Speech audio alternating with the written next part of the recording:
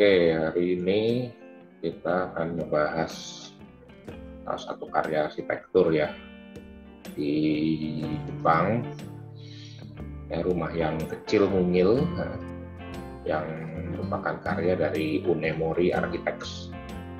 Nah, seperti biasa di Jepang kita tahu bahwa lahan cukup kompetitif ya, bukan mungkin mahal. Jadi desain itu dibangun sekompact mungkin untuk selain menekan biaya juga untuk efisiensi lah. Jadi sebenarnya rumah yang kecil dan mungil pun sebenarnya bisa bagus. Gitu. Mari kita lihat. Nah ini tampak depannya nih.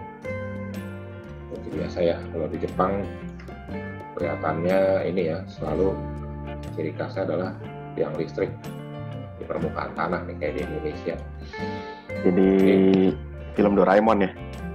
Ya sebenarnya film Doraemon tuh rumahnya Nobita tuh mewah sih. Punya tanah, landed house, punya halaman samping, belakang. Sayangnya dia suka dibully aja. Iya, tapi masih kalah gede sama Suneo. Kalah banyak mainannya sama Suneo. Ya, padahal itu cukup mewah. Nah, Jepang kan 4 musim. Jadi sebenarnya dia punya skin ini kepapar matahari nggak apa-apa, karena di musim dingin tuh dia membantu beban pemanasan ruangan. Jadi dia nyerap nggak apa-apa. Nah, kalau di tropis ini nggak boleh begini sebenarnya. Dinding terpapar matahari ini ya nggak cocok sama iklimnya. Ini panas di dalam ya kan, jadi beban pendinginan ruangannya malah besar. Cooling load-nya. Nah ini bangunannya cukup unik ya, seperti ini dengan lahan yang secukupnya, disusun 4 lantai dengan ukuran lahan 4x4. Ini cukup compact nih, arsiteknya ngedesain seperti ini. Nah, itu kayaknya di sebelah kanan tuh mungkin ada space sedikit tuh buat parkir mobil ya. Nggak tahu juga, mungkin ya parkir mobil, karena setahu saya parkir mobil di Jepang juga, orang punya mobil di Jepang tuh harus punya garasi. Itu tuh salah satu syaratnya. Dulu saya pernah lihat ada bangunan kecil juga di Jepang ya. Itu modelnya mirip seperti ini, kecil banget bangunannya. Sampai saking udah nggak ada space buat parkir mobilnya, jadi parkir mobilnya ya di kolong bangunannya. Jadi fungsi paling bawahnya itu ada di lantai 2. Kalau parkir gitu ya. Iya. Nah, itu bisa juga. Ya untuk negara-negara tertentu yang harga tanahnya dahsyat ya, lumayan mahal, dan punya rumah landed house itu suatu privilege yang memang efisiensi tinggi harus dilakukan. Gitu. Rata-rata di negara-negara maju itu biasanya harga tanah udah masuk akal lah gitu. Iya, bisa juga kondisi seperti ini kalau misalnya ada lahan di hook ya, mau nggak mau kan kena GSB 2 sisi ya. Nah, masih ada kecil kena GSB 2 sisi lagi. Nah ini bangunannya lah ya, kurang lebih seperti ini ya. Simple, kotak, efisien, main bidang, main elemen horizontal ya. Ada bukaan jendela sedikit, kaca-kaca besarnya mungkin di sana juga safety beda ya di sini di Indonesia. Rumah nggak pakai pagar pun masih oke gitu. Tapi bagaimana jendela gede juga nggak pakai teralis gitu kan. Kalau di sini kan kadang-kadang orang was-was, jendela gede masanya teralis gitu. Jadi kitanya di dalam kayak di penjara malah balik. Tapi ya safety, kadang-kadang di Indonesia kan orang masih belum merasa cukup pede dengan tanpa pagar atau tanpa teralis. Kadang-kadang tuh mereka masih pengen, beda sama di Jepang mungkin ya. Mungkin di Jepang juga kan beda ya, culture-nya beda juga, kondisi sosialnya. Ya, jadi urusan sosial, kondisi sosial, ekonomi, pendidikan itu banyak pengaruh sama bagaimana kita bisa memperlakukan suatu objek terdesain gitu. Nah, dari sudut lain, atasnya ini kayak redak nih. Ada dak bisa buat ya open air ya, di sisi samping dari sisi sebaliknya. Nah, ini rumah tetangganya bangunan-bangunan model lama atau model sebelumnya ya. Ini lumayan sih. Tahu deh, ini feng shui-nya bagus kan nih, deket tiang listrik. Wah itu Mungkin selain Feng Shui juga soal ini ya, bisa jadi ada gelombang elektromagnetik. Iya. Nah, itu bisa jadi ada trafo nih, kayaknya nih sini kecil trafo. Iya. Tapi nggak tahu lah, Jepang kan negara yang cukup maju ya, saya rasa kayak gini-gini ada perhitungannya sih. Oh lu boleh atau lu nggak boleh gitu, itu pasti ada deh. Jarak amannya berapa gitu. Ya, mereka cukup disiplin sih. Sekarang di sana punya mobil aja harus punya garasi kok, jadi nggak bisa tuh parkir pinggir jalan. Nah ini dicontoh nih tetangga, mobil gue masuk garasi, jadi nggak leleran di jalan gitu.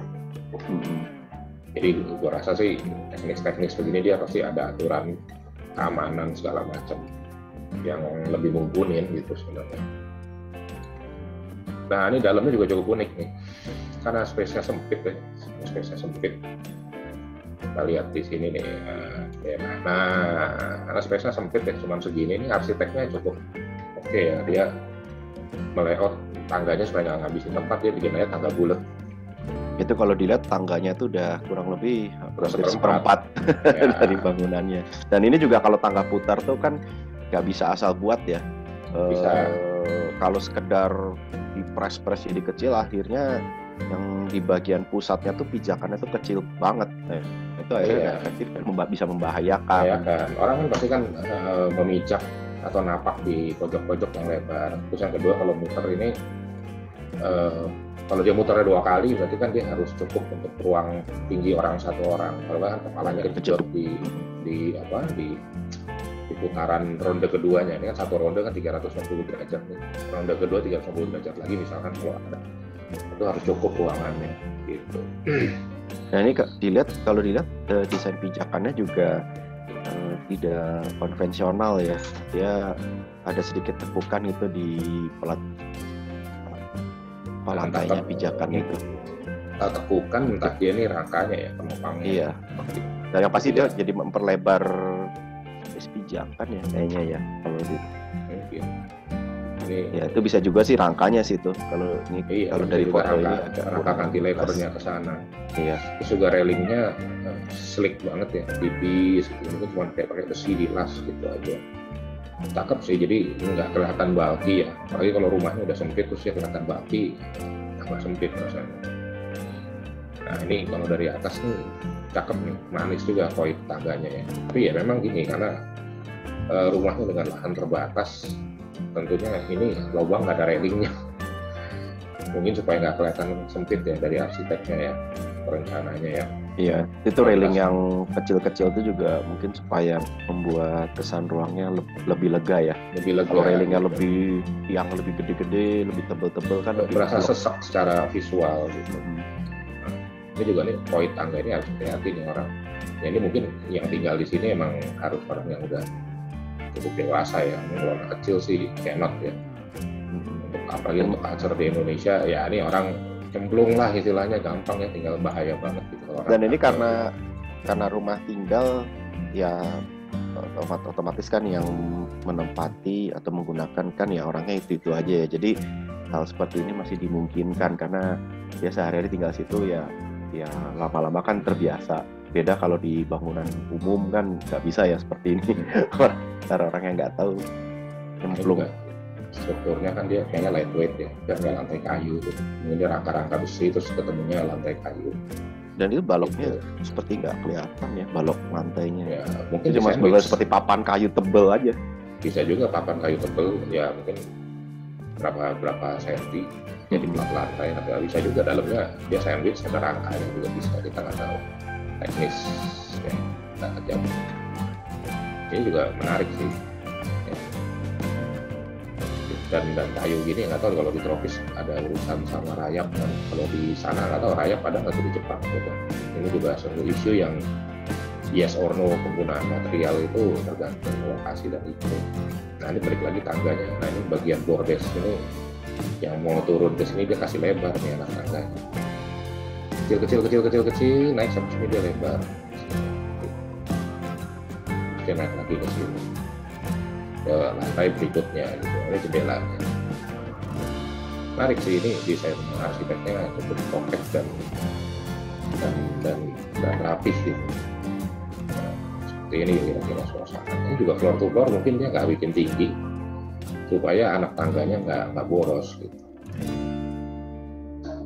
tangganya nggak boros, dan mungkin supaya nggak kejeduk juga gitu. Jadi mungkin dia ngaturnya gimana supaya nggak kejeduk, tapi jarak antar tangganya tetap memenuhi jarak kriteria yang nyaman. Terus kalau dilihat di sini dia kan hanya menggunakan 2 tampilan material ya. Jadi yang putih dan kayu. Jadi kalau dilihatnya seperti elemen vertikal dan elemen horizontalnya itu ya dua hal yang berbeda. Yang vertikal itu putih, yang horizontalnya coklat kayu gitu. Ya, dinding-dinding dia semua putih, yang lantai-lantai sama plafon kayu ya. Dia lantai sekaligus plafon ya. Kalau dia satu piece ya. Ini ekonomis ya.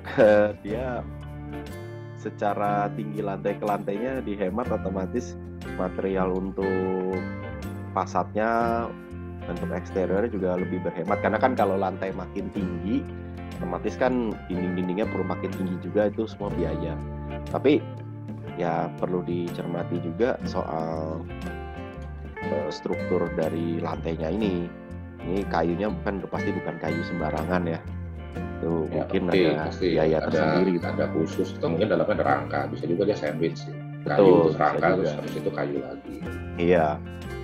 Nah ini si tangganya ini menarik, jadi dia kan seperti menghubung secara visual ya, secara tampilan tuh jadi seperti ada selain memang karena dia menghubungkan antar lantai, tapi secara tampilannya dia seperti selain fungsional tuh sebagai vista juga, sebagai daya tarik lah, ikon lah atau sesuatu yang dipamerkan lah dalam rumah ini. Ini juga kayaknya ada skylight di atas, cukup terang ya kelihatannya di tangga ini. Ya, ini sebenarnya tergantung kultural. Kalau orang di sana mungkin rumah kecil-kecil supaya efisien, supaya murah ya kan. Mau tidur atau duduk lesehan it's okay, beda sama orang di Indonesia. Mungkin Indonesia tuh mungkin rumah tuh harus besar gitu ya kan, karena ada macam-macam tuntutan gitu ya kan, ada kebutuhan, ada juga gengsi ya kan. Terus juga tidur di lantai mungkin lesehan atau tuh nggak semua orang cocok gitu. Mungkin di Jepang tidur di lantai pakai tatami apa itu masih oke. Dia ada culture yang beda di setiap negara, dan itu ngaruh ke desain mana yang akan diterima, mana yang enggak gitu. Nah ini juga kurang lebih suasananya kayak begini, cakep sih ini. Iya, itu tangganya rusuknya itu kaki-kaki rusuknya tuh kelihatan segitiga. Seperti pohon ya, ada ranting-rantingnya. Ya, jadi pohon. Ya itu ikon itu. Tadi saya cari istilah itu tuh, ikon. Nah, jadi ya ikon lah. Iya. Nah ini tangganya ini lemari ya, gitu ya. Ini top floor nih kayaknya nih. Jadi kamar mandinya di paling atas tuh. Jadi kalau mandi harus naik tangga ke atas, lumayan. Jadi sekalian mandi mungkin langsung jemur pakaian depan. Ya, jemur handuk, pakaian everything di sini langsung. Jadi area basah juga terkonten di atas supaya cepat kering. Karena matahari pula ini, jadi nggak ada isu kehalangan bayangan tetangga lah ke atas. Nah, di paling atas ini ada wastafel, kamar mandi ya, ini tangganya. Ini terasnya, ini interiornya ya. Efisien kan, lemari kabinet ini ya kan, ini kursi sofa ya begini, furniture-nya juga secukupnya, ini buat dapur ya kan. Kabinet gantung, kabinet bawah, kolongnya juga diangkat ya, bisa disapu, dibersihin. Ini kalau kebetulan ukuran bangunannya pas, ini sebetulnya dinding bangunan dan strukturnya itu bisa menggunakan sesuatu yang modular ya. Ya misalnya seperti kontainer atau panel modular, sekarang kan sudah mulai banyak tuh produk-produk itu. Jadi secara konstruksi lebih cepat. Namun kalau secara biaya itu masih harus dicek dulu ya. Ya kalau begitu kan tergantung modul di pasaran, di pabrikan. Semakin dia nggak ada waste lebih bagus. Kalau ini 4x4, kalau modul triplex 2 kali 2,4 ya pasti ada waste. Sisa ada ya, sisa potongannya jadi banyak, jadi boros. Gitu. Nggak tahu di sana dia pakai material apa, atau mungkin dia nggak menaruh isu modular itu sebagai sesuatu yang utama juga bisa. Terus karena dia jendelanya besar-besar, jadi bangunan ini seakan-akan meminjam ruang dari tetangga-tetangganya untuk dinikmati di dalam bangunan ini, terlepas dari apapun betul. Pemandangannya ya. Ini jendela yang besar-besar itu sebenarnya secara nggak langsung mengizinkan orang di dalam bangunannya itu sebagai pemirsa untuk pemandangan di luarnya.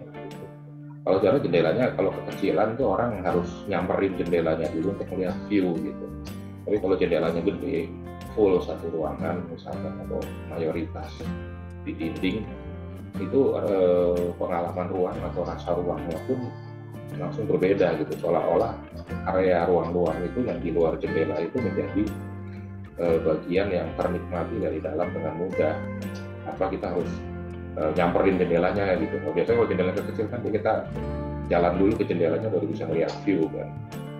Nah, kalau jendelanya cukup besar ya kita duduk dimanapun ya itu udah bagian dari ruang visual gitu sebenarnya, bukan ruang secara spasial.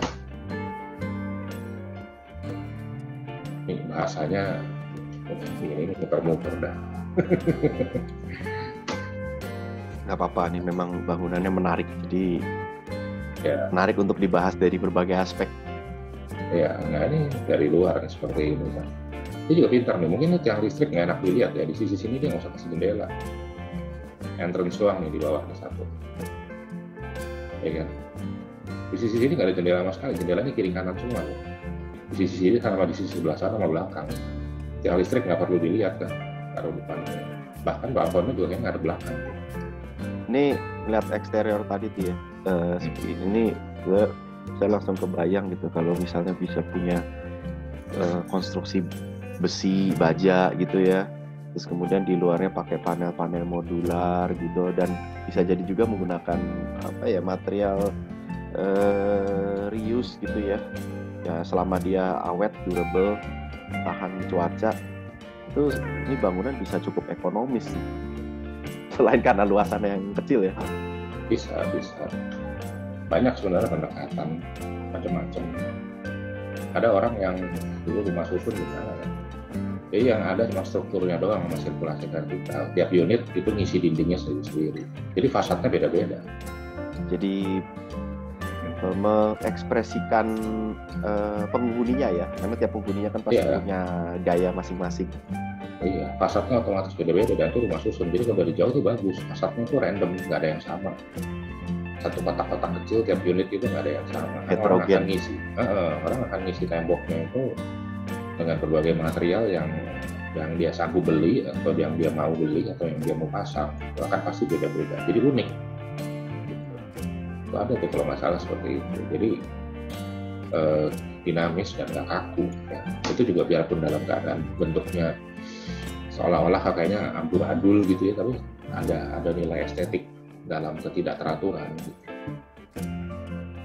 Nah ini yang berikut, posisi dia ya di pojokan lah, sebenarnya itu mungkin jalan buntu belakang itu ya, bisa jadi itu tadi mungkin yang di samping yang tadi saya kira kosongnya ini nih, itu mungkin ya apakah GSB-nya kali itu mungkin. Atau parking area itu kan jelas tuh jelasin sama dia. 4x4 sih, buka dikit, bener-bener efisien lah ini. Nah, ya ada basement. Bisa agak di zoom ya nih gambarnya. Kalau di zoom sih gimana cara zoomnya ya? Kelihatan. Jeng. Hitam ya, nggak bisa. Ini aja lah zoom. Ini enaknya yang masing-masing tiap lantai ya, intinya yang bulat ini jelas udah tangga gitu. Ini entrance ya, ini ada makan, ini kamar mandi, ini paling atas tadi. Nah ini zoningnya, ini kayaknya zoning yang di depan kamar mandi, ini zoning yang di belakang teras ya kan. Top floornya tadi teras tuh, kamar mandi keluar jadi teras. spare room, dining room, bedroom. Terus dia lantai satunya ya dia bikin split ya, yang gambar sebelah kanan. Ada split sedikit lah. Bawahnya tuh untuk penyimpanan. Kemudian yang sebelah kanannya itu apa, bedroomnya. Bedroomnya tuh kayak naik tinggi. Ya dia sini agak gali platform. Gali sedikit. Sekitar semeteran kali itu ya. Ini dining room untuk ya makan dan masak gitu. Nah, masaknya lebih kayak gitu, jadi ya habis sih kurang lebih gitu. Cakep ini sebenarnya, ya efisien. Nah, ini mungkin tinggal sendiri atau tinggal berdua maksimal sih. Dan kalau ada anak-anak agak susah, beda harus diatur lebih berbeda gitu. Oke. Menarik. Kalau ada yang pada mau tanya-tanya, boleh tulis di kolom komentar. Ada yang berkomentar atau ada yang mau dibikin